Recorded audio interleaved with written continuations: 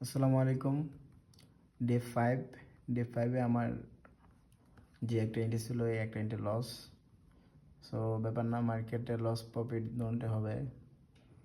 Money management and emotion control করে মার্কেটে টিকে থাকাটাই সবচেয়ে বড় এবং প্রয়োজনীয় জিনিস আমি মনে করি। সো ইউরো ইউএসডি মার্কেটে ট্রেড ছিল নিউ ইয়র্ক সেশনে, এটা লস হয়েছে। আমার প্রেডিকশন ছিল মার্কেট ডাউনে যাবে, কিন্তু মার্কেট আপে যায়। ব্যাপার না, মার্কেটে রিস্ক অ্যান্ড মানি ম্যানেজমেন্টের সাথে টিকে থাকতে পারলে মাস শেষে ইনশাল্লাহ প্রফিটেবল হব। আমি এন্ট্রিটা নিয়েছিলাম, যদি একটু আপনাদেরকে দেখাই মার্কেটটা। তো মার্কেটটা প্রপারলি ডাউন টেন, হ্যাঁ, প্রপারলি মার্কেটটা কিন্তু ডাউন টেন মার্কেট। দেন 1 আওয়ার ক্যান্ডেলে যাই।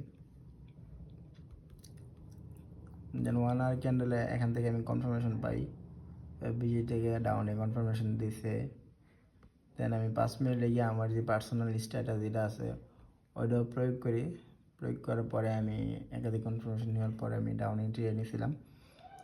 তারপর এসএল হিট করছে, ব্যাপার না। সো মার্কেটের লস প্রফিট দণ্ডই হবে, এটা নিয়ে মেনে নিতে হবে। ইমোশনের সাথে ট্রেড করা যাবে, ইমোশনের সাথে ট্রেড করলে আমরা সবচেয়ে বড় ভুল করি। সো আজকে যে অবস্থা যাইতেছে মার্কেট মনে হয় সাইডওয়েজ থাকবে,